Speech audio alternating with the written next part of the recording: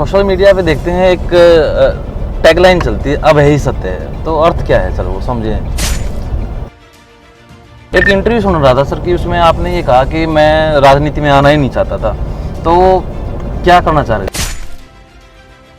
बार बार हुड्डा को भी आप टारगेट करते हैं जबकि वो विपक्ष में है, तो वो उसकी वजह क्या? हाँ, विधानसभा की प्रोसीडिंग देख लो, मुख्यमंत्री वो दोनों स्वयं शेर व शायरी के कुछ करते हैं। वो भी बड़ी अजीब सी बात करता है मुख्यमंत्री कि अध्यापक ज्यादा है, टीचर कम है, इसलिए स्कूल बंद करना पड़ रहा है। लोगों के लिए एक इंटरटेनमेंट का साधन है मुख्यमंत्री। हमारे विधायक ने आरोप लगाया और उसने ये कहा था कि ये 300 रुपए रेडी वालों से लेता है।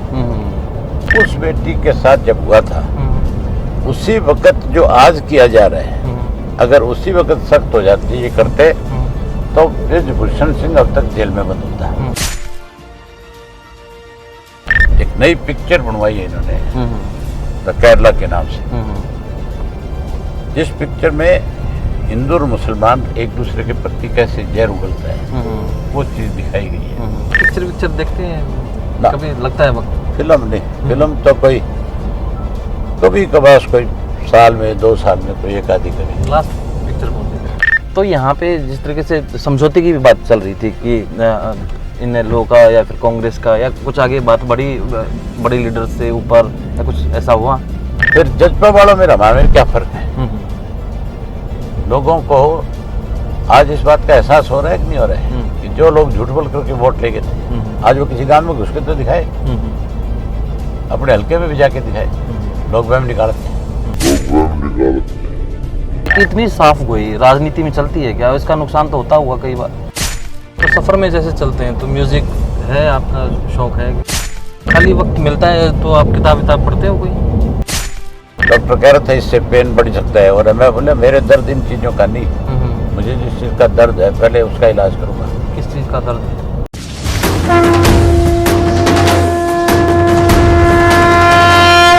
नमस्कार, मैं अनुज नरवाल रोहतकी। हमारे साथ अभय सिंह चौटाला जी हैं, अपने ही रंग के नेता हैं। हरियाणा की राजनीति इनके बिना रंग की दिखती है। सर स्वागत है आपका। बहुत धन्यवाद, बहुत धन्यवाद। इन दिनों आप रोहतक यात्रा के दौरान पहुंचे हैं, तो आज शायद अंतिम है यहाँ पे यात्रा का दिन, अब आगे निकल जाएंगे आप, तो किस तरीके का आपको लगा कि यहाँ पे रोहतक में, क्योंकि देशवाली बेल्ट में माना जाता है कि एक आमतौर पर एक धारणा है कि भूपेंद्र सिंह हुड्डा का प्रभाव है, किस तरीके से आप, क्योंकि आप रोज मिलते हैं लोगों से, तो क्या आपको लगता है कि लोगों के मन में क्या है आगे?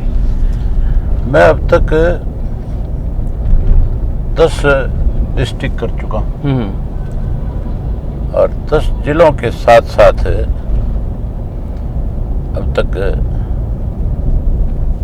35 असेंबली कॉन्स्टिट्यूंसीज में लोगों से मिला हूँ जी। एक कॉन्स्टिट्यूंसी में लगभग 30 से 35 गांव करता हूँ और आज मेरा 72वां दिन है। तो आप अंदाजा लगा सकते हो कि करीब मेरे ख्याल 700 से ऊपर गांव हो गए मेरे। 1400 किलोमीटर से ज़्यादा का सफ़र तय किया है मैंने। गांव में लोगों से मिलता हूँ, बातचीत करता हूँ, क्या समस्याएं हैं गांव की, शहर की, कस्बों की, उसके बारे में बात करता हूँ जी।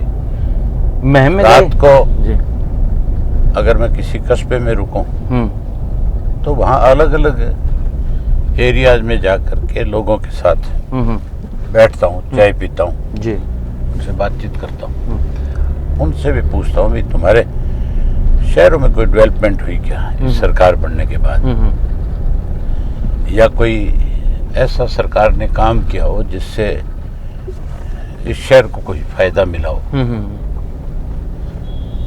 ये सब चीजें जब पूछता हूँ, हकीकत तो आदमी को तभी पता लगती है जब आप लोगों के बीच में जाओ। जी बिल्कुल। अब तक तो कोई लोगों के बीच में गया ही नहीं, सिर्फ इंडियन नेशनल लोकदल पार्टी है जो पब्लिक में रहती है, लोगों के बीच में रहती है।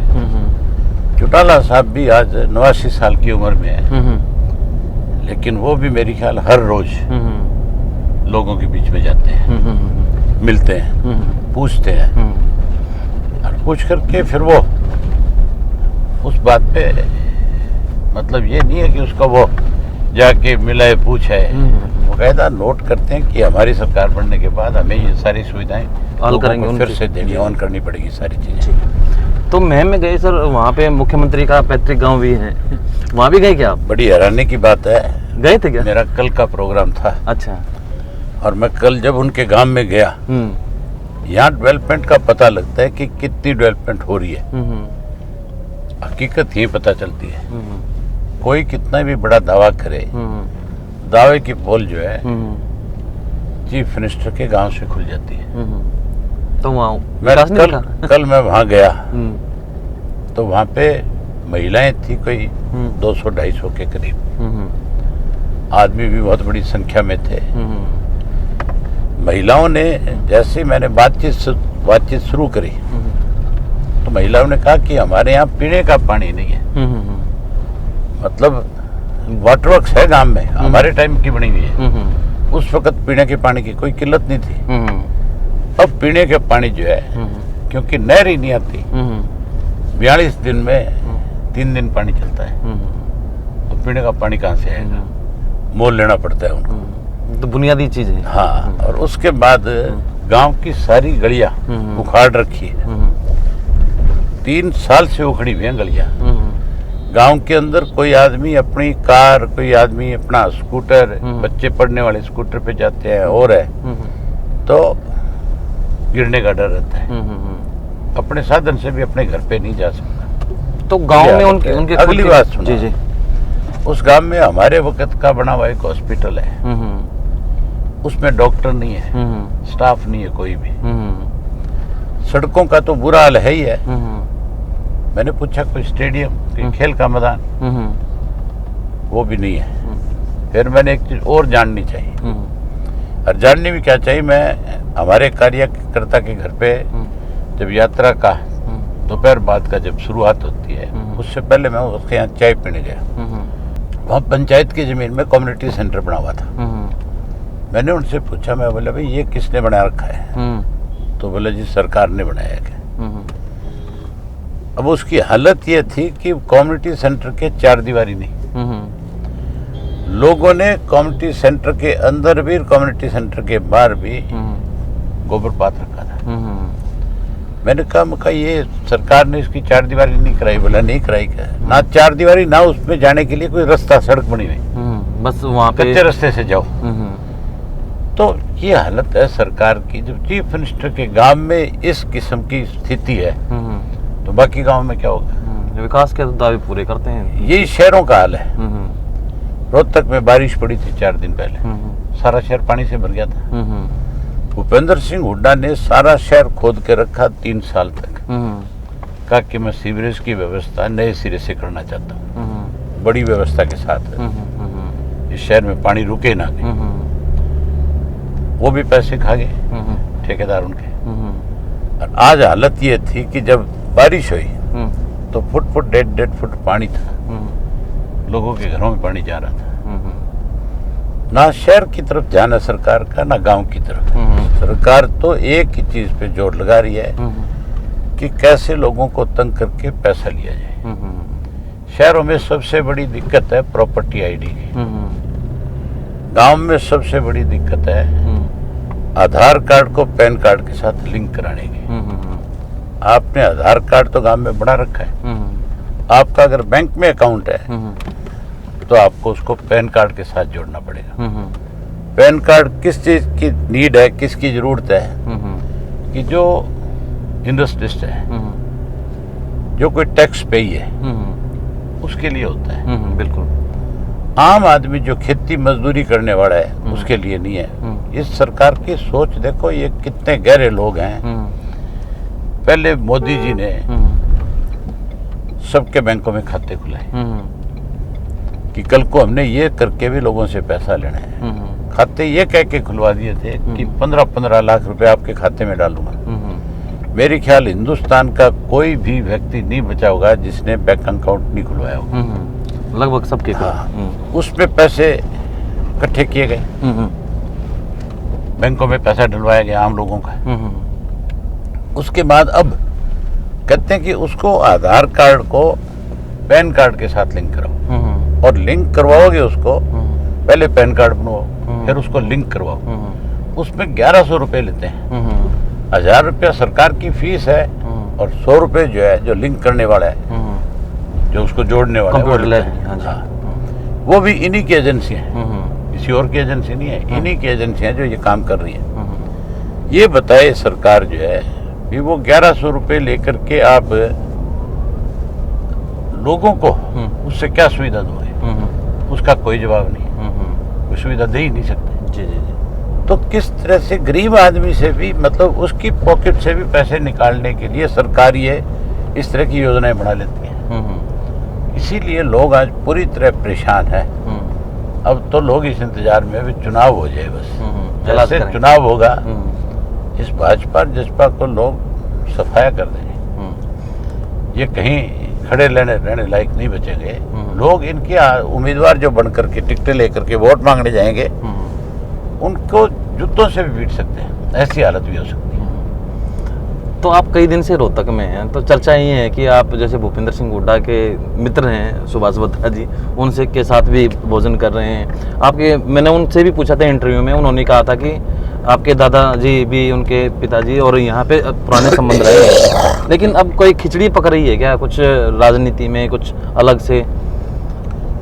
कुछ ऐसा नहीं है। पंजाबियों की एक डिमांड है, वो ये कहते हैं कि भाई हमें राजनीति के अंदर हमारी हिस्सेदारी होनी चाहिए। चौधरी देवीलाल की जो सोच थी वो बहुत बड़ी थी।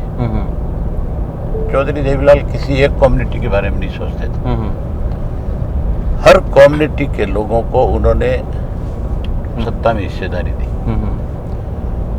हर कम्युनिटी के व्यक्ति को उन्होंने विधानसभा और लोकसभा तक पहुंचाने का काम किया, ताकि गरीब आदमी का शोषण ना हो। छोटी छोटी कम्युनिटीज हैं, हमारे यहाँ है, पूरे देश में है, सब जगह अलग अलग हैं। उनका भी जनप्रतिनिधि आना चाहिए, ताकि वो अपने लोगों की समस्याओं को विधानसभा में रखे, सरकार का ध्यान उस तरफ दिलवाए कि हमारी ये दिक्कतें हैं। क्या हम सारी उम्र ही ये लेवल में रहना थोड़े चाहेंगे कि जैसे मेवात के लोग हैं आज, मेवात के लोगों पे एक मोहर लगा रखी है सरकार ने कि सबसे बैकवर्ड है। हमारी सरकार बनेगी, मैं मेवात को ऐसा डिस्ट्रिक्ट बनाऊंगा जैसे आज गुड़गांव को लोग देखने जाते हैं। एक तरह से गुड़गांव जहाँ इंडस्ट्रियल हब बन गया, गुड़गांव जहाँ कॉमर्शियल हब बन गया, गुड़गांव जो आज की डेट के अंदर आपकी मिलेनियम सिटी के नाम से जाने लग गया। आज लोगों के लिए एक अट्रैक्शन है टूरिज्म की तरह। बिल्कुल, गुड़गांव तो, जी हमारी गवर्नमेंट बनने के बाद उस मेवात का भी उस तरह से विस्तार करेंगे जिस मेवात को लोग कहते हैं कि सबसे पिछड़ा हुआ है। तो हरियाणा की जिस तरीके से आपने बात की कि पंजाबियों में, तो वो काफी सीट मांग रहे हैं वो लोग, और अभी तो मुख्यमंत्री हैं खुद पंजाबी सर यहाँ पे। कोई नहीं, मुख्यमंत्री पंजाबी है, लेकिन जो कम्युनिटी है उन्होंने कोई आपस में बैठ करके तय किया होगा कि भी हमें हमारा पूरा हिस्सा नहीं मिल रहा, या मुख्यमंत्री उनकी अनदेखी कर रहा होगा, तभी तो वो लोग इस तरह की डिमांड कर रहे हैं। मैंने, बत्रा जी ने मेरा आगे जिक्र किया, मैंने उनको कहा भी आप पहले अपनी कम्युनिटी को इकट्ठा करो, कोई 50-100 आदमी इकट्ठे होकर के जो फिगर्स हैं आपकी कम्युनिटी के, वो बात करें आकर के, तो इस बात पे भी विचार किया जा सकता है, सोचा जा सकता है। हमारे लिए पंजाबी कम्युनिटी जो है हमेशा महत्वपूर्ण रही है। हमारा तो पार्टी का अध्यक्ष अशोक अरोड़ा जो है बहुत लंबे टाइम तक रहा, बिल्कुल पंजाबी कम्युनिटी से था। डॉक्टर मंगल सेन और चौधरी देवीलाल का बहुत गहरा रिश्ता था। तो वही चर्चा है कि कहीं ऐसा कुछ तो नहीं, बहुत लंबे समय तक इकट्ठे रहे, इकट्ठी राजनीति करी। उन्होंने अपनी कैबिनेट में डॉक्टर मंगल सेन को डिप्टी चीफ मिनिस्टर बनाया। सबसे पहले अगर डिप्टी चीफ मिनिस्टर किसी ने बनाया तो जोशी साहब ने बनाया। उसके बाद भी हमने अलग अलग जगह से चुनाव लड़ाए, लोकसभा लड़ाया, विधानसभा लड़ाया, हमने कभी भेदभाव नहीं किया। ये बातें बीजेपी फैलाती है। बीजेपी पंजाबी की बात करेगी, बनिया की बात करेगी, राजपूत की बात करेगी, ब्राह्मण की बात करेगी, अहीर की बात करेगी। जहाँ जाएगी वहाँ उसी तरह की कि भी किसी तरह से एक कौम को अलग थलग कर दो। इनकी सोच जो है जी जी जी। आजकल एक नया काम कर रहे हैं। एक नई पिक्चर बनवाई है इन्होंने द केरला के नाम से, जिस पिक्चर में हिंदू और मुसलमान एक दूसरे के प्रति कैसे जहर उगलता है वो चीज दिखाई गई है। अब आपको लगता है कि पहली बात तो सरकारी ऐसी, कर रही है ये सारा? पहली बात तो ऐसी फिल्म की रिलीज से पहले रोक लगा देनी चाहिए, जिससे देश के लोगों में कोई विवाद खड़ा होता दिखे। ये सिर्फ लोकसभा का चुनाव है, उसमें डरे हुए हैं। इनको लग रहा है कि अब की बार तुम्हारी सेंटर में सरकार नहीं बनेगी, केंद्र में जाएंगे ही। इसलिए इस तरह की चीजें बना करके, क्योंकि इनकी अपनी गवर्नमेंट है, इनका अपना सेंसर बोर्ड है, जिसको चाहेंगे रिलीज कर देंगे, जिसको चाहेंगे रोक देंगे। ये आज जो है इस चीज को बढ़ावा देना चाहते हैं, हिंदू और मुस्लिम की बात को। तो पंजाब में जाएंगे, सिख और हिंदू की बात करेंगे। बीजेपी हिंदुओं की पार्टी है, हिंदुओं की पार्टी है, ये कहा जाता है। मतलब इसका मतलब तो ये हो गया कि तुम सिर्फ हिंदुओं के हो। हिंदुओं के भी नहीं, हाँ, हरियाणा में आएंगे तो फिर नहीं। हिंदू कहते किसको? हिंदू कौन हिंदू है ये बताओ पहले तो। तुम तो जो हिंदू की बात कर रहे हो, तुम्हारे अपने अंदर एक भी गुण हिंदुओं वाला नहीं है। इनके अपने बच्चे जो हैं वो मुस्लिम कम्युनिटी में मैरिड है, बीजेपी के बहुत सारे लीडर्स के। कुछ के नाम बता सकते हो? अडवाणी जी रहे, अपना शाहनवाज रहा, हिंदुओं में मैरिड है। बहुत सारे हैं ऐसे, कोई गिनती नहीं। लेकिन राजनीति हिंदू मुसलमान की करते हैं। हाँ, बस केवल जहर फैलाने की बात है। और इनके पास मतलब इनकी ये सोच नहीं है कि देश की डेवलपमेंट करें। देश की डेवलपमेंट करते तो देश को बेचते थोड़ा ही। देश तो आज बेच रहे हैं, सारा कुछ तो अडानी को दे रहे हैं। क्या इस देश को अडानी चलाएगा? ये संभव है?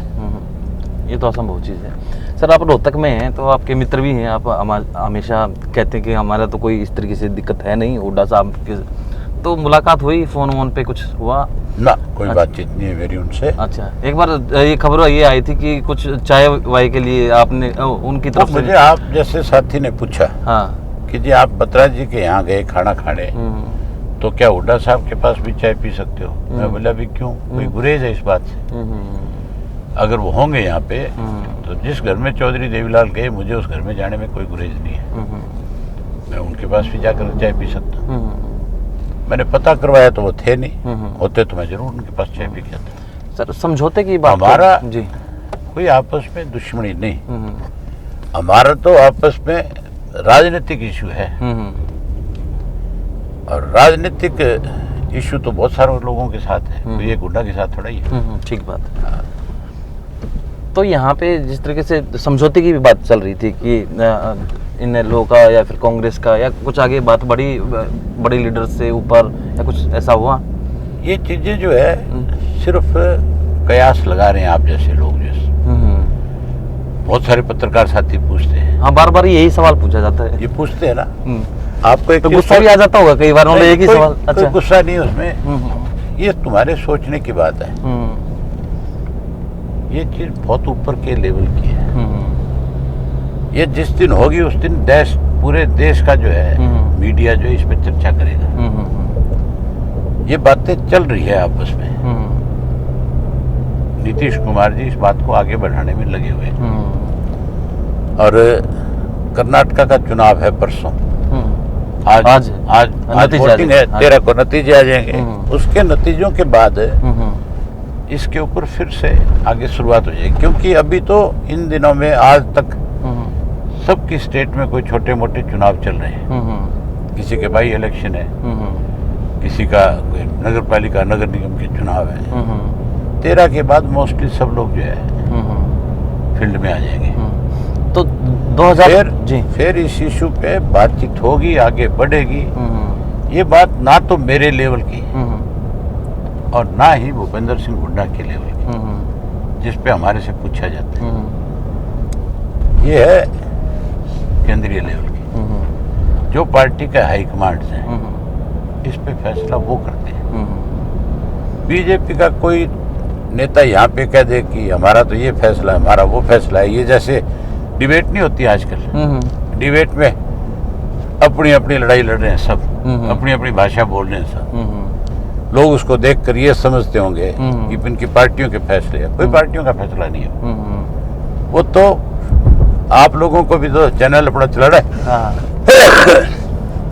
1 घंटा कैसे टाइम पास हो आपका, वो टाइम पास के लिए, वो आप टाइम पास करने के लिए करते हो। अच्छा। लोग उसको एंटरटेन में लेते हैं, वो आपस में बैठ करके लड़ते हैं। वो लड़ते हैं तो कई दफा ऐसा लगता है कि ये लोग ही पार्टियों के ठेकेदार हैं, ये लोग ही फैसला करने वाले हैं इन पार्टियों। अगर ऐसे लोग पार्टियों का फैसला करने लगे तो फिर राजनीति खत्म होगी। किस तरह की बदतमीजी से, वाहियात तरीके से वो लोग बोलते हैं। कई दफा ऐसा लगता है कि इस चैनल के मालिक को फोन करके कहें कि भाई ये क्या कर रखा है आपने। तो किया कभी ऐसा, मतलब मैं तो बहुत दफा कह देता हूँ, कोई मेरे को मिलते हैं सीनियर लोग, मैं कहता हूँ यार ये सब गंद बंद करो तुम लोग, ये क्या है। कहते हैं जी क्या करें, हमें भी तो 1 घंटा कहाँ से फिर क्या दिखाएंगे, क्या कुछ कितना दिखा सकते हैं।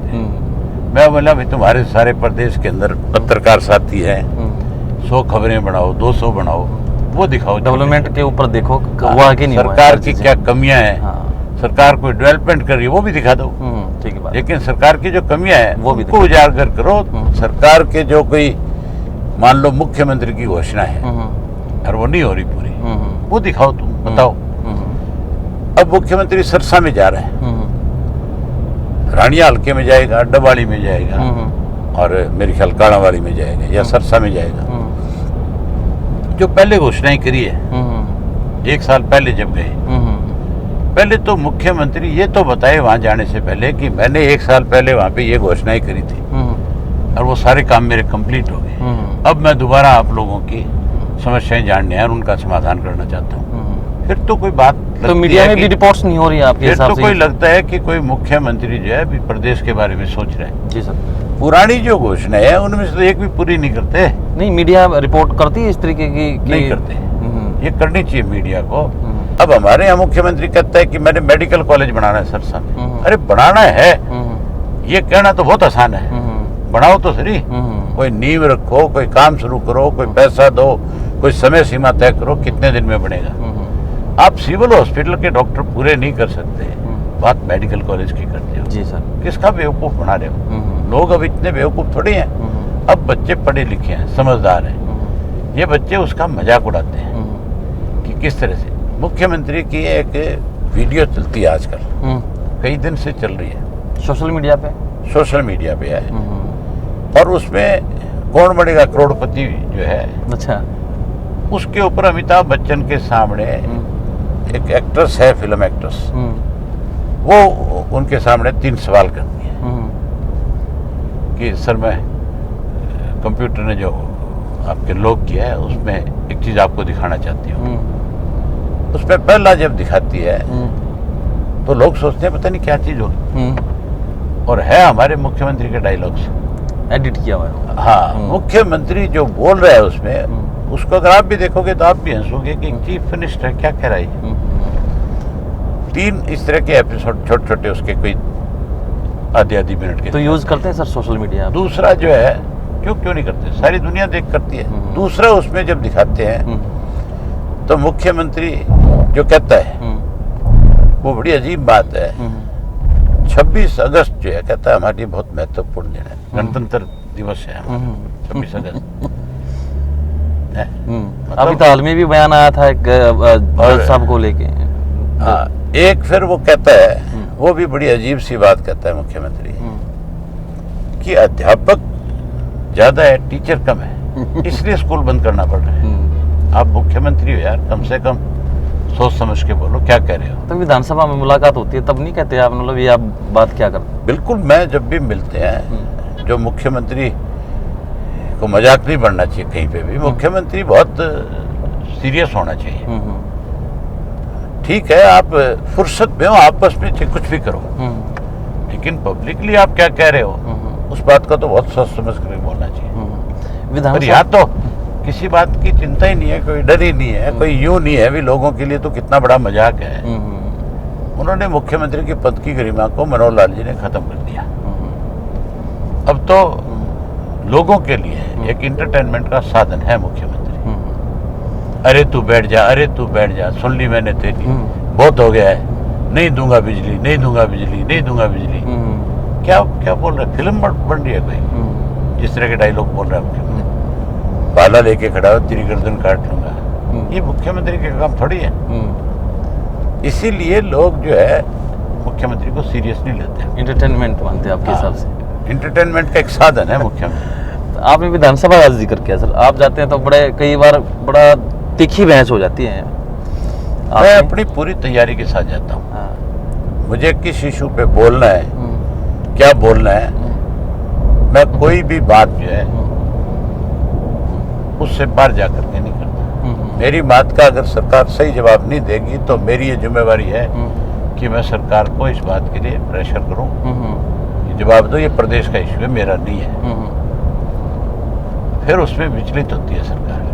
आपको भी फिर और तो उनके पास कुछ बचता नहीं, ले दे के मुझे नेम करके बाहर करने की कोशिश होती है। उसमें भी इनकी फजीती होती है। एक मेंबर जो जाता है विधानसभा में, वो अपनी बात ही अगर नहीं रख सकता, उसकी बात अगर सरकार सुनती ही नहीं, अगर सरकार मेजोरिटी के हिसाब से शोर मचा करके अगर किसी को बाहर करना चाहती है तो ये उनकी एक गलतफहमी है। वो बेचारे पहली बार, दूसरी बार बन के आए कई लोग, हमें 5 बार हो गई उस विधानसभा में, उसकी गरिमा है, समझनी चाहिए, जाननी चाहिए। ऐसे लोग जो है जिम्मेवार पदों पे बैठे हैं सरकार में, जिनकी हिस्ट्री अगर आप निकाल करके देख लो तो आप कहो कि भाई ये हमारा प्रदेश का बहुत बड़ा दुर्भाग्य है। मौके का जो स्पीकर है, अब की बार सेशन आएगा, मैं उसके बारे में डिटेल से सारी बात विधानसभा में बताऊंगा कि आपने जिसको स्पीकर बना रखा है उस आदमी की किस तरह की मेंटेलिटी रही है। एक बार तो कॉन्फ्रेंस करके आपने बताया कि फड़ी वालों से भी पैसा लिया, कुछ इस तरीके का। मैंने बताया क्या, एक हमारे विधायक ने आरोप लगाया और उसने ये कहा था कि ये 300 रुपए रेडी वालों से लेता है। विधानसभा में ये बात कही गई। फिर उसको लेकर के उसके खिलाफ विधानसभा में मोशन लिया गया, प्रिविलेज को सौंपी गई। अगर प्रिविलेज को आपने कोई चीज दी है तो आप उसको रिपोर्ट करो, बताओ, पर जब सेशन आता है तो उसको फिर 6 महीने के लिए आगे कर देते हैं। रिपोर्ट करें, बताएं तो पोल खुल जाएगी। प्रिविलेज के जो एमएलए है, अगर मान लो मेरे खिलाफ प्रिविलेज है तो मैं तो उन एमएलए को कहूंगा भी यहाँ कमेटी में बैठ के मेरे से क्या बात करते हो, ठीक बात, जो मैंने आरोप लगाया चलो मेरे साथ, मैं लोगों से मिलवाता हूँ, आपको रूबरू कराता हूँ, लोग बोल के बताएंगे आपको, फिर तुम अपना फैसला करो। वो रेडी वाली बात जो थी उसमें अगर कमेटी बुला करके एमएलए से बात करती तो मैंने उसको कहा था, मैं कहा भाई जहाँ जिन रेडी वालों ने तेरा की ये बात कही है, इन एमएलए को जो इस कमेटी के मेंबर है उनको कह चलो वहाँ चलते हैं और वो बता देंगे। अगर वो कहेंगे नहीं लेता तो भाई मेरे खिलाफ कार्रवाई कर दो, अगर वो कह देंगे लेता है तो फिर इसके खिलाफ कार्रवाई करो। तैयार नहीं है वो ना कहा जो करते हैं भाई, गलत करते हो तो ही तो आप फंसते हो ना, अदरवाइज तो नहीं। ठीक बात है। सोशल मीडिया पे देखते हैं एक टैगलाइन चलती है, अब यही सत्य है, तो अर्थ क्या है सर वो समझे?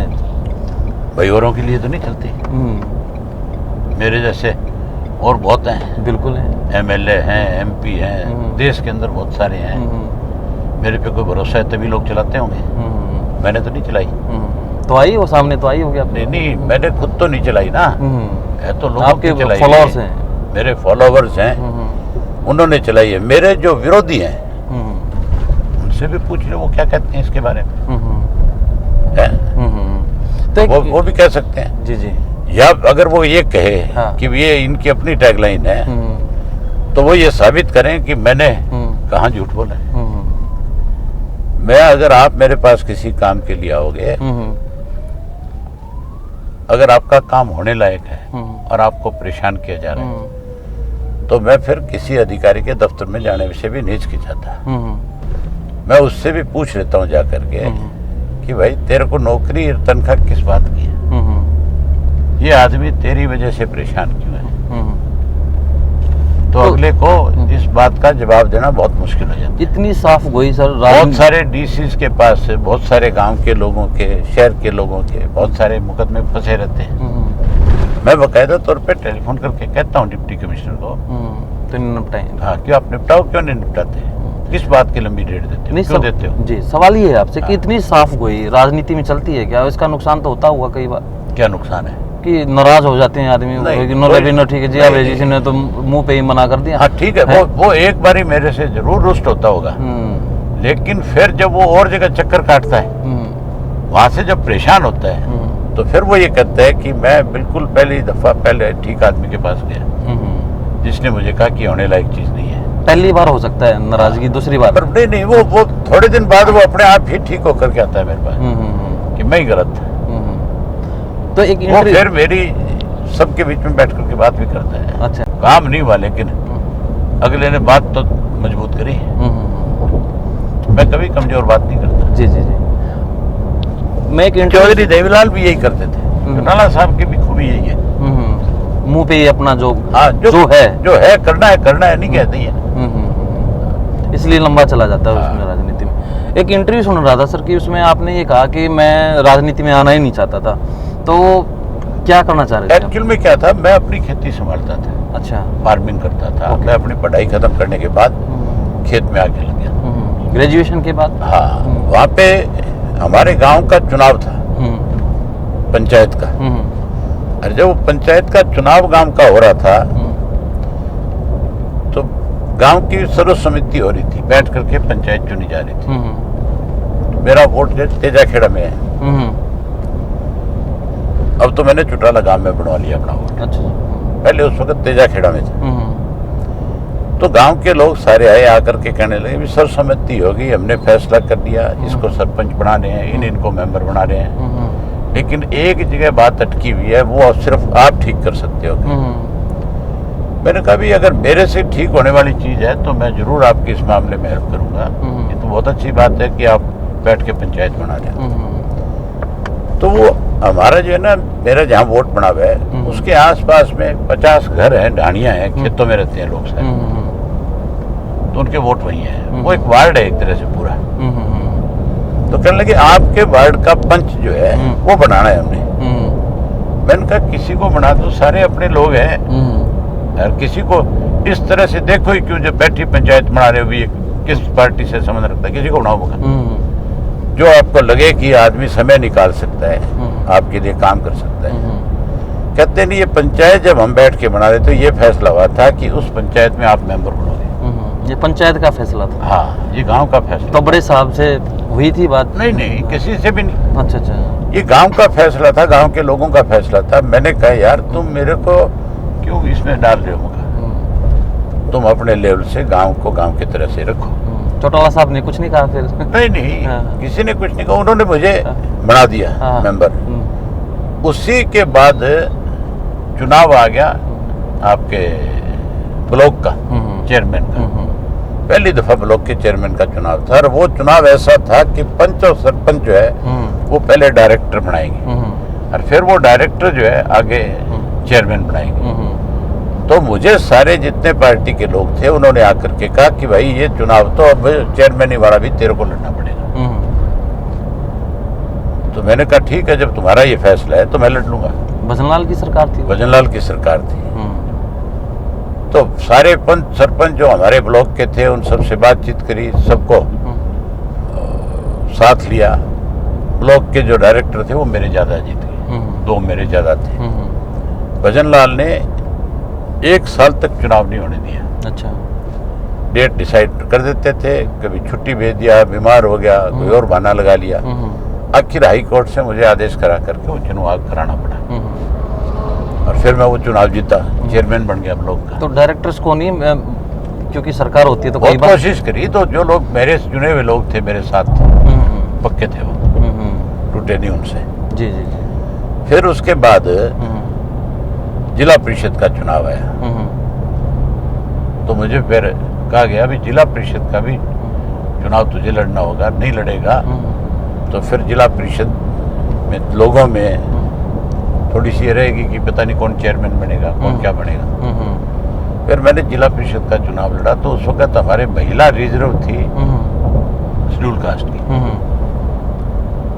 तो हमारे ही गांव की एक लड़की रोडी कॉन्स्टिट्यूंसी में भी आई हुई थी, उसको मैंने खड़ा किया और मैंने खुद भी चुनाव लड़ा। उसको मैंने चेयरमैन बनाया, मैं उसमें वाइस चेयरमैन बना फिर उसके साथ। फिर उसके बाद मुझे रोडी का बाई इलेक्शन आ गया, तो मैं फिर किस्मत आपको राजनीति में लाना चाह रही थी। ये सारी कॉन्स्टिट्यूंसीज वगैरह सरसा जिला सारा मैं देखता था। तो रोडी का जब बाई इलेक्शन आया, चौटाला साहब जब चीफ मिनिस्टर बने, तो उन्होंने मुझे कहा तो ये था भी कैंडिडेट लाओ कोई अच्छा सा ढूंढ के हल्के का, जिसको हम जिम्मेवारी के साथ आगे बढ़ा सकें। मैंने हल्के के लोगों की मीटिंग बुलाई, बात करी उनसे, देखा उनमें भी मेरे साथ काम करने वाले थे सारे, सबको जानता था मैं, पर जरूरी था कि कार्यकर्ताओं की राय ली जाए जी। मीटिंग खत्म हुई तो उससे पहले एक बुजुर्ग कार्यकर्ता थे हमारे, सीनियर थे पार्टी के, काफी पदाधिकारी थे, वो कहने लगे कि ये फैसला आप नहीं कर सकते भी कौन चुनाव लड़ेगा, ये हम कार्यकर्ता तय करेंगे कि किसको चुनाव लड़ाएंगे। आप आगे मीटिंग कर ली, आपने अपनी बात बता दी, चौटाला साहब का मैसेज दे दिया, सारी चीज ठीक है, हम सब जाकर के चौटाला साहब से मिलके बात करेंगे, हम बताएंगे उनको जाकर। आपको नहीं बताया ना? मैंने कहा ठीक है। मैंने चौटाला साहब को बता दी भी मैं आज की मीटिंग में इस तरह की बात हुई है। तो उन्होंने, चौटाला साहब ने कहा कि कोई बात नहीं, ठीक है, अभी टाइम है, मिल लेंगे। हमारी स्टेट की बॉडी की मीटिंग चल रही थी, उसी दिन सारे कार्यकर्ता इकट्ठे होकर के वहां चंडीगढ़ पहुंच गए। कार्यकर्ता थे कोई 200 के करीब। जब वो गए तो चौटाला साहब ने उनको देखते पहचान लिया, क्योंकि उनकी कॉन्स्टिट्यूंसी के थे। तो उन्होंने पूछा बताओ कैसे आए, तो बोले हम तो टिकट मांगने आए आपसे। तो उन्होंने कहा कि बताओ किसको देनी है। तो फिर उन्होंने मेरा नाम लिया, अच्छा, कि उनको टिकट दो, हम उनको चुनाव लड़ाएंगे। वो कहने लगा ना दूं तो सारे कार्यकर्ता एक आवाज में बोले कि अगर नहीं दोगे तो आप जिसको टिकट दोगे, जैसी टिकट दोगे वैसी टिकट वापस भेज देंगे। अच्छा, ये भी हमारा फैसला है, सुन लेंगे।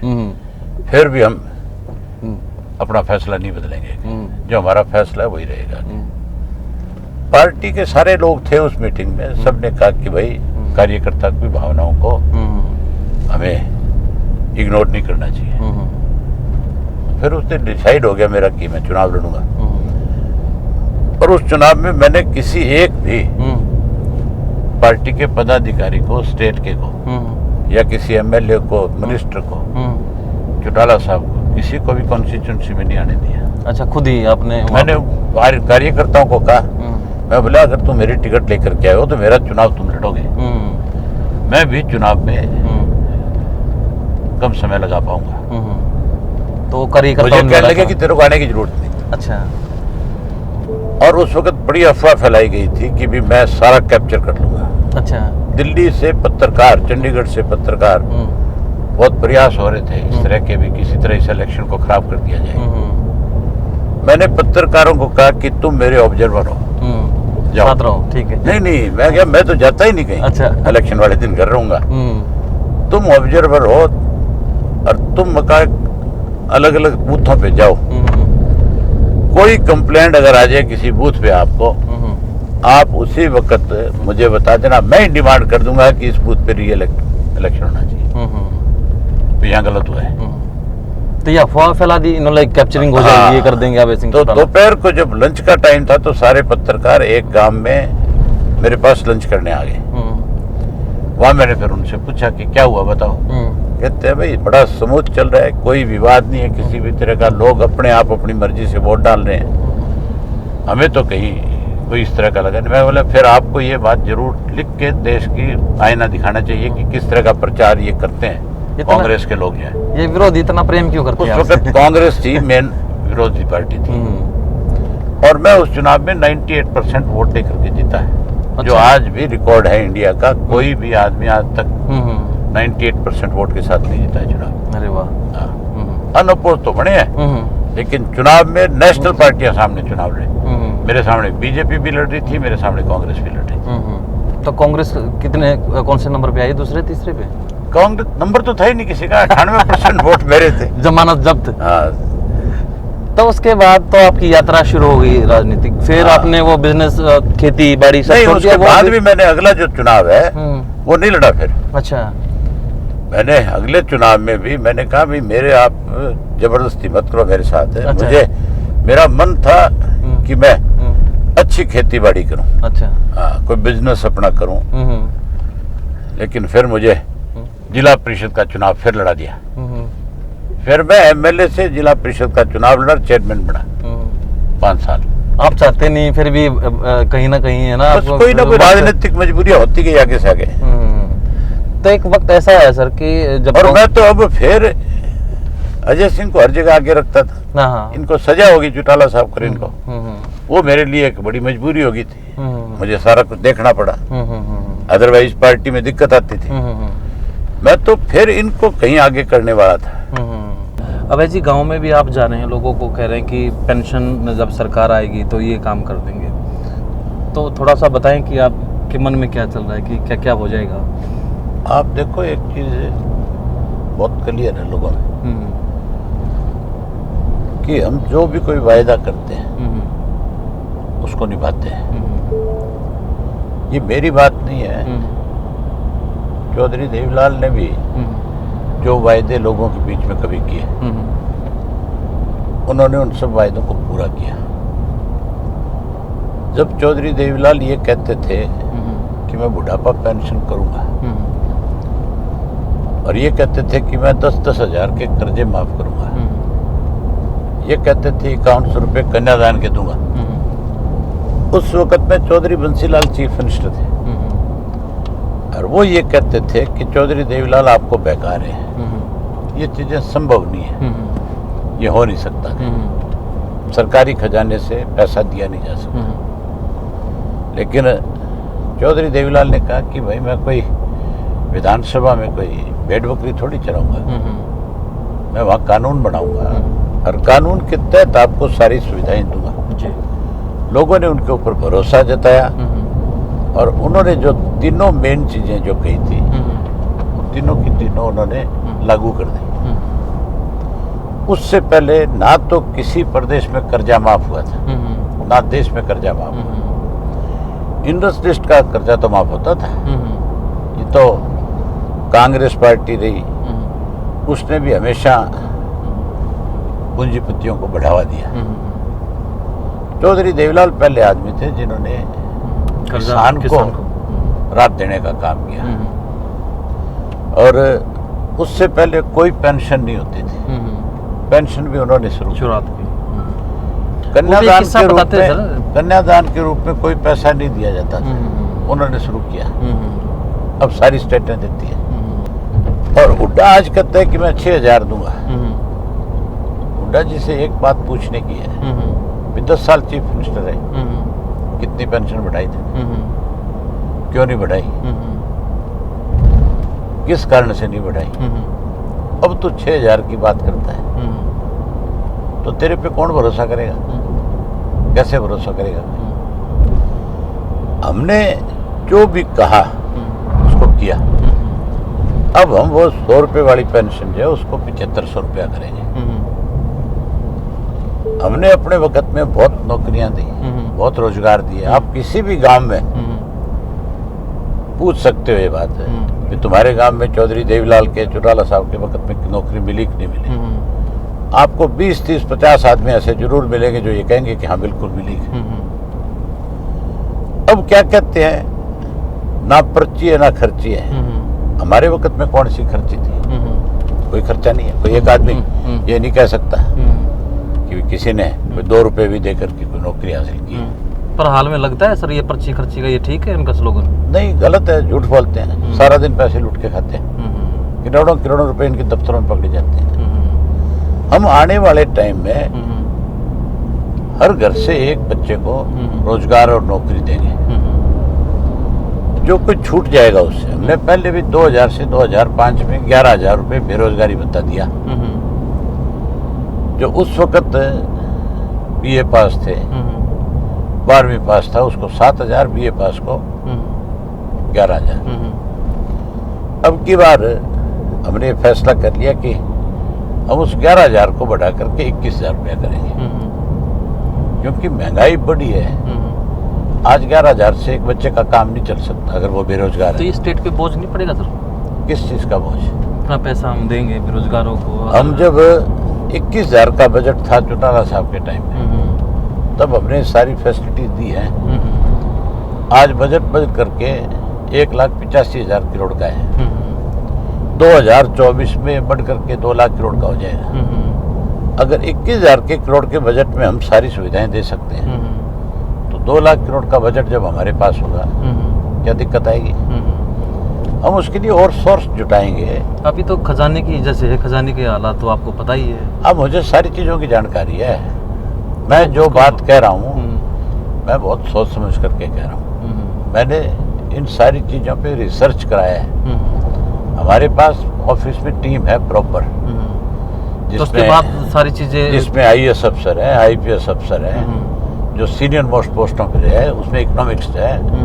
मतलब हवा में बातें नहीं हो रही? नहीं, क्यों करेंगे हवा में बात? हमने आज अगर हम झूठ बोल देंगे लोगों के बीच में, फिर हमारे ऊपर कौन विश्वास करेगा कभी? है? इसका मतलब तो फिर जज्बा वालों में हमारे में क्या फर्क है? लोगों को आज इस बात का एहसास हो रहा है कि नहीं हो रहा है कि जो लोग झूठ बोल करके वोट ले गए थे, आज वो किसी गांव में घुस के तो दिखाए, अपने हल्के में भी जाके दिखाए, लोग वहम निकालते हैं। हम ये करेंगे। हम उसके साथ गैस का सिलेंडर जिसको फ्री देने की बात की जाती थी, दिया नहीं, 1150 का कर दिया। हम वो गैस का सिलेंडर हर हालत में हर घर में फ्री देंगे। उसमें कोई ये नहीं रखेंगे कि भी ये येलो कार्ड वाले को मिलेगा या ये इससे कम इनकम वाले को मिलेगा। गांव या शहर कोई भी व्यक्ति है, हर एक को देंगे। एक राजनीतिक सवाल, 1100 रुपया हर महिला के खाते में डालेंगे, ताकि वो अपनी रसोई को अच्छे से चला सके, किसी से पैसे ना मांगे रसोई के। हम ये 3 काम जरूर करेंगे। एक राजनीतिक करना तो मान के चलो, जब मैनिफेस्टो आएगा और भी 2, 4, 5 चीजें जोड़ेंगे हम उसमें। ये तो अभी ये है कि ये ज्यादा चौधरी देवीलाल जी के जन्म दिवस पे हम और 2 बड़ी घोषणा कर सकते हैं। ठीक है। उनके ऊपर रिसर्च चल रही है, काम चल रहा है, हमारे अफसर लगे हुए हैं कि भी वो चीजें हम कैसे कर पाएंगे, कैसे उसमें पैसा आएगा, कैसे वो फैसिलिटी देंगे जिससे सरकार पे भी बर्डन नहीं आएगा। ये सारी चीजें हमने बहुत पहले इन सब चीजों पे रिसर्च करवाया है, एक एक चीज को देखा है, फिर जाकर के हमने लोगों के बीच में कही है। हवा में तीर नहीं चलाया हमने जी। अब जैसे बात कर रहे थे कि अभी आपने लोगों से बात की, तो उन्होंने कहा, आपने कहा कि सरकार 9 साल से ये है, 10 साल से हुड्डा की, बार बार हुड्डा को भी आप टारगेट करते हैं, जबकि वो विपक्ष में है, तो वो उसकी वजह क्या? हाँ, विपक्ष में कहा है हुड्डा तो पूरी तरह से भाजपा के साथ मिला हुआ है। कैसे मतलब? विधानसभा की प्रोसीडिंग देख लो, मुख्यमंत्री वो दोनों स्वयं शेर व शायरी के कुछ करते हैं, चुटकुले सुनाएंगे, स्वयं का काम है। क्या विपक्ष के लीडर का काम शेर व शायरी करना और चुटकुले सुनाना है? विपक्ष के नेता का काम होता है प्रदेश के अंदर सरकार कोई बेकायदगी करे, सरकार को कटघरे में खड़ा करना, लोगों के अंदर सरकार की कमियां और खामियां उजागर करना। वो कर नहीं रहे। आप बता दो, आप देखते हो। नहीं, आप बड़े नजदीक। नहीं, मैं अगर कहूँगा तो मेरा तो ये भी कह दो आप भी, चलो आप तो उनके खिलाफ होंगे इसलिए कहते होंगे, लेकिन आप तो प्रेस के लोग हो, आप बता दो ना मुझे, हुड्डा साहब को कितनी दफा सरकार के खिलाफ रोहतक में लड़ते देखा आपने? शेर और शायरी से इतनी दिक्कत क्यों है? आप पढ़ते हैं, आप भी पढ़ते अरे होंगे। भाई, शेर और शायरी से दिक्कत इसलिए है, वहाँ कोई मुजाहिरा थोड़ा होता है विधानसभा में। विधानसभा में एक एक मिनट कीमती है, और ये वहाँ शेर और शायरी करते हैं। कोई कभी सम्मेलन चल रहा है वहाँ जो शेर और शायरी करोगे? इतना शौक है शेर और शायरी का तो अपने घर में कवाल बुला दिया करो, वहाँ करो, कौन रोकता है? तो आपको पसंद है वैसे शेर और शायरी? क्यों नहीं पसंद है? ये हमारे मान के चलो जो चीज हमारी सभ्यता में है वो क्यों नहीं पसंद होगी? हमको इसको बुरा थोड़ा ही मानते हैं। हम भी कव्वाल से सुनते हैं, हम भी शेर व शायरी सुनते हैं, हम भी कवि से मिलन कराते हैं, लेकिन जैसे हालात जैसा माहौल उस तरह से होता है। विधानसभा के अंदर कोई कव्वाल बैठा दोगे ला करके, कोई शेर व शायरी करोगे, कोई चुटकुले सुनाने लग जाओगे, तो जो काम है, तो फिर- काम है उससे हम चूक जाएंगे। है जो असल काम है उसका जो उससे चूक जाएंगे। लोगों का ध्यान भटकाने वाली बात है। जब कोई जरूरी मुद्दा उठा है और आप बीच में अगर चुटकुला सुना रहे हो तो गंभीरता लोगों का ध्यान भटका रहे हो ना, हम्म। तब आप विपक्ष की भूमिका नहीं निभा रहे। तब तो आप सरकार को कैसे बचाव किया जाए उस काम में लगे। तो खाली वक्त मिलता है तो आप किताब पढ़ते हो कोई? मेरे गाड़ी में बुक्स मिलेगी आपको अच्छा। हर जगह पे। अच्छा। पीछे यहाँ भी मिलेगी, अंदर रखी मिलेगी, मेरे आगे डैशबोर्ड में मिलेगी। जब मैं सफर करता हूँ तो मैक्सिमम समय पढ़ने में बिताता हूँ। किस तरह का लिटरेचर? हिस्ट्रीज पढ़ता हूँ, हिस्ट्रीज पढ़ते अलग अलग राजा महाराजाओं की, अलग अलग स्टेटों में कैसे फ्रीडम आई, किस किस तरह के लोग थे, किन लोगों ने राजनीतिक तौर पे अपने जीवन में कहाँ से उठ करके कैसे आगे बढ़े, कैसे लोगों को फैसिलिटीज प्रोवाइड कराई, ये सब चीज़ें देखता हूँ मैं। तो सफ़र में जैसे चलते हैं तो म्यूज़िक है, आपका शौक है कि मेरा ड्राइवर बहुत शौकीन है म्यूजिक का। आप? जब ये बजाएगा तो मुझे भी सुनना पड़ेगा।